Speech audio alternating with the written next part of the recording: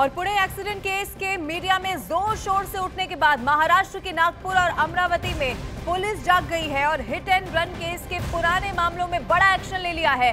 नागपुर में 7 मई को एक कार ड्राइवर 2 लोगों को कुचलकर फरार हो गया था, लेकिन तब पुलिस ने कोई कदम नहीं उठाया था। वहीं अमरावती में भी हिट एंड रन के एक मामले में पुलिस ने तब कोई कार्रवाई नहीं की थी, लेकिन जब पुणे केस ने तूल पकड़ा तो दबाव में आकर नागपुर और अमरावती पुलिस ने आरोपियों को गिरफ्तार कर लिया है। ये बहुत बड़ी खबर इस वक्त हम आपको बता रहे हैं। पुणे में जो एक्सीडेंट हुआ उसका असर अब देखने को मिल रहा है। नागपुर और अमरावती में हिट एंड रन के पहले जो मामले सामने आए उस पर एक्शन नहीं लिया गया, लेकिन अब पुलिस जाग गई है। 1 महीने के बाद इस मामले में गिरफ्तारी हुई है।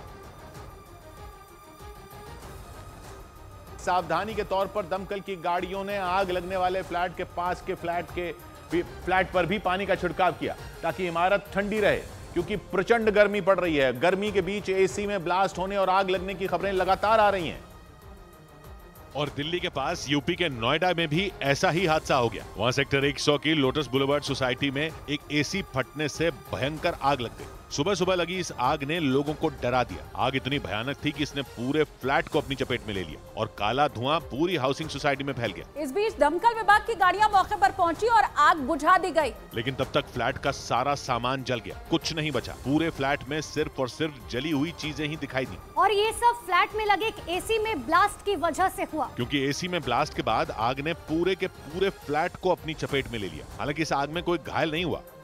आग आसपास के फ्लैट में नहीं पहुंची, क्योंकि हादसे के बाद हाउसिंग सोसाइटी में अफरा तफरी के बीच दमकल विभाग और फायर फाइटिंग सिस्टम ने आग पर काबू पा लिया। फ्लैट की आग बुझने के बाद बिल्डिंग को ठंडा रखने के लिए आसपास के फ्लैट पर भी पानी छिड़का गया। क्योंकि आग भयंकर थी, फ्लैट से निकलने वाला काला धुआं तो दूर से ही नजर आया, जिससे यह पता चला कि हादसा कितना भयानक था। दमकल विभाग ने बताया कि आग स्प्लिट एसी में ब्लास्ट की वजह से लगी और एसी के नीचे लकड़ी की टेबल रखी होने की वजह से फैल गई। लेकिन इस हाउसिंग सोसाइटी का फायर फाइटिंग सिस्टम समय पर काम कर गया और इससे आग जल्दी बुझ गई। सिस्टम्स काम किए, उसकी वजह से जल्दी बुझा दी गई।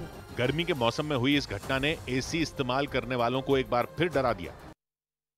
गर्मी के मौसम में वैसे ही एसी का इस्तेमाल बढ़ जाता है और इस बार तो रिकॉर्ड तोड़ गर्मी पड़ रही है और तेज गर्मी के बीच एसी की वजह से आग लगने की घटनाएं भी तेज हो गईं। उत्तर प्रदेश के झांसी में भी एक बैंक में एसी की वजह से आग लग गई और पूरा बैंक धुएं से भर गया।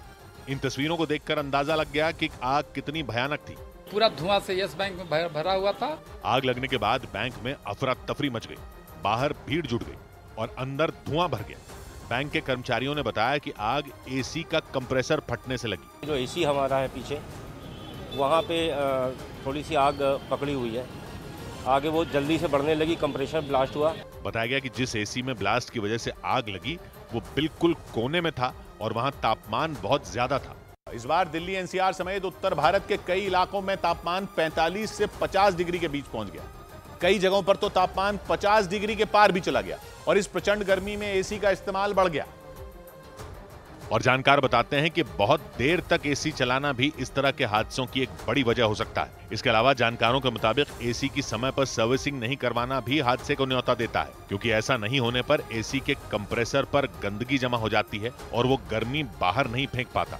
इस वजह से धमाका हो सकता है। इसके अलावा जानकार बताते हैं कि बहुत देर तक लगातार एसी चलाना भी खतरे से खाली नहीं है और ये भी एसी में ब्लास्ट के बाद आग लगने की वजह बन सकता है। जानकार बताते हैं कि बार बार बिजली का आना जाना और एसी में सही गैस नहीं भरवाने से भी ब्लास्ट हो सकता है, क्योंकि एसी में ऐसी गैस भरी होती है जो आग नहीं पकड़ती। अगर किसी ने एसी में गलती से गलत गैस भर दी तो फिर भयानक हादसा हो सकता है। यानी नोएडा की लोटस बुलेवार्ड सोसाइटी और झांसी के बैंक में हुए हादसों ने खतरे की घंटी बजा दी और एसी के इस्तेमाल में लापरवाही बरतने वालों को अलर्ट कर दिया।